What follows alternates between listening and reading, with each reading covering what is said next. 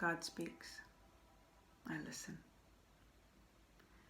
You'll often hear me refer to God as Spirit, and it is just another name, another word to define and confine the limitlessness.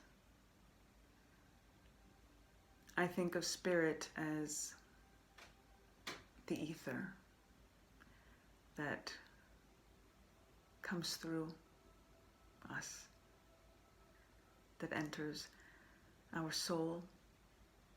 You've got spirit and you've got soul, and that communication.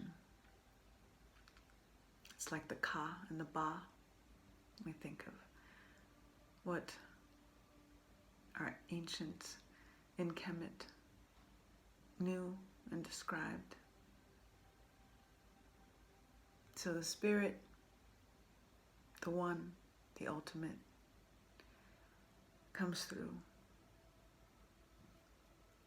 and speaks to our soul, not to our minds. Our minds lie often, and our hearts can even sometimes got a little tug of war going on, but our souls, that's where we get the direct channeling from. That comes direct from God, from Spirit. So I've been called to do a reading in regards to this energy, this lesson, this moment, and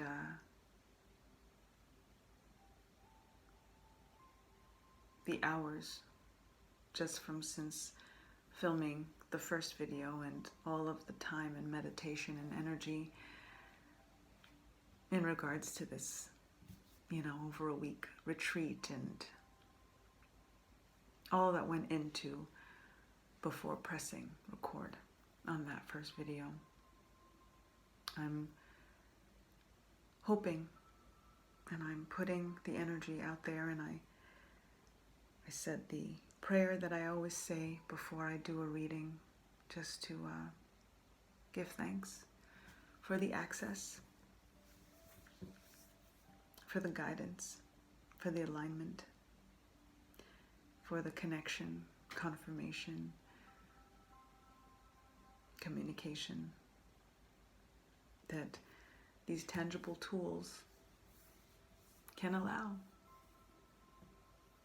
our will be done, because God's will is our will and our will is God's will. And again, we've got choices and we've got tools, so we use them how our soul sees fit. And I've always connected with magical tools, and I've always gotten very direct and clear, on point messages. And sometimes I realize if I didn't get a glimpse or the guidance of that thing beforehand, it could have taken me apart. But because my God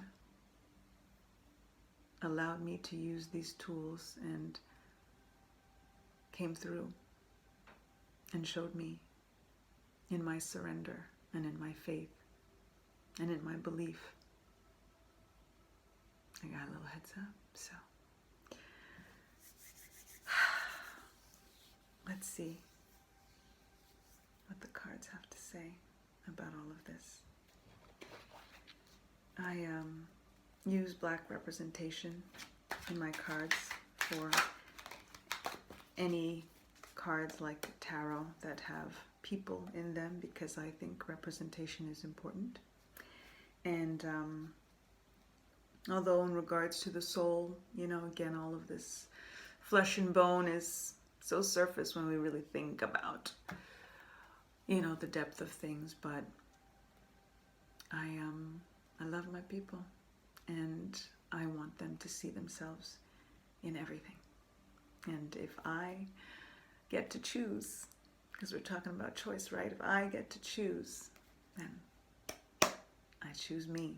I choose we. I choose black power. I'm going to shuffle. Bottom of the deck, however, I'm seeing the Knight of Swords. And talking about intellect, right? The Knight of Swords. The swords energy is intellectual energy. And in so many ways, we need to discard our intellect when we are doing this internal work, because our mind, again, sometimes deceives us, often deceives us, or just keeps us away from the soul connection. And we overthink with the intellect. The Knight of Swords in particular is also about kind of charging ahead, you know, full speed ahead with this gusto and not really stopping to think. It's charging in on this white horse, thinking about maybe an idea of rescue, of, you know, going forward and trying to do something. And this energy is about doing nothing other than being still and listening to the source that is within you. So I'm getting this reading, this interpretation as what we are all doing too much of. This is even our energy on social media. Scroll and scroll and scroll and go, go, go, you know, and assimilating all of this stuff. And even when there's contradictions and, you know, things that we're not sure of, misinformation, we're still storing it. It's still going to be part of our intellect. It's still going to be part of our mindset. And we need to reset our minds. So that's what I'm getting there. Thank you, Spirit. Let's see what comes through. This energy. This oneness with you.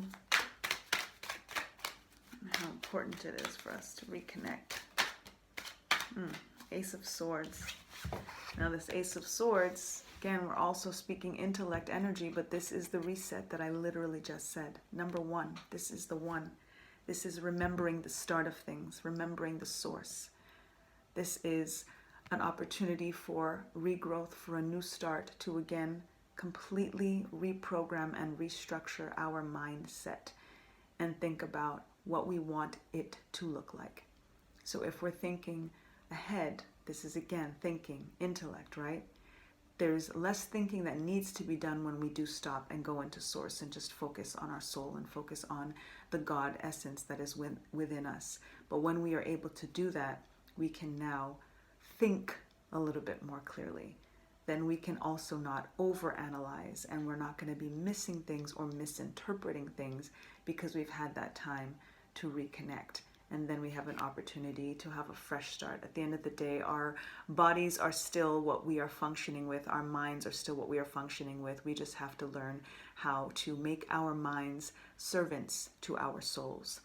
At the end of the day, we can't be servants and slaves to our minds, especially when our minds are often being indoctrinated in ways that do not serve our soul and source and our purpose. So this is an opportunity for a new start in regards to how we use our intellect and how we use our mind. Thank you, Spirit. What else is coming through for this message? And reconnecting with you, remembering that you are right here. Always have been, always will. And we just have to look within. Focus on the soul. Ask ourselves the questions, because we have the answers. You are there to give them to us. Thank you.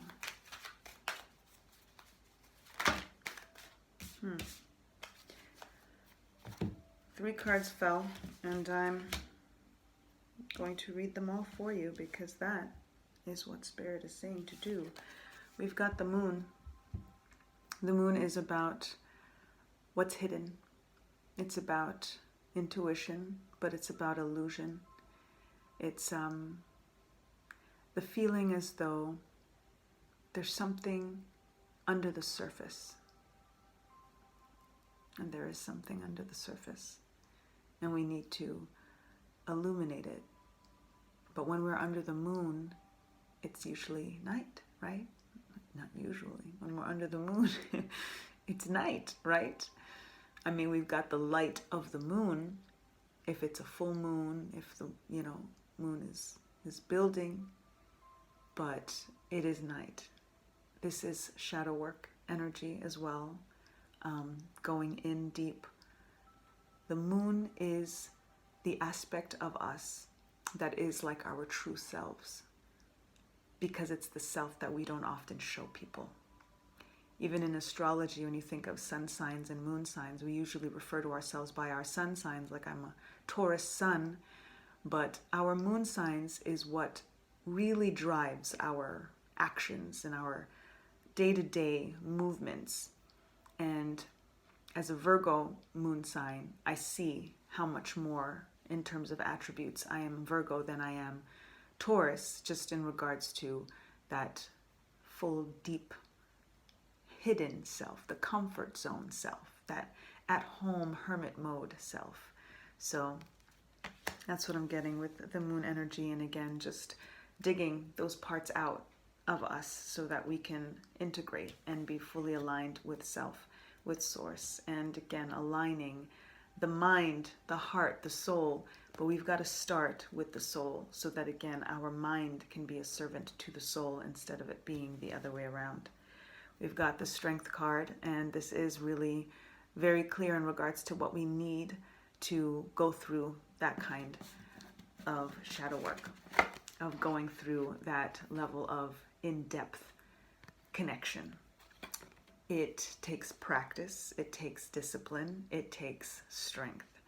And this image of the infinity sign right above her head, and we've got our number 8. So we've got our number 1 and we've got our 8.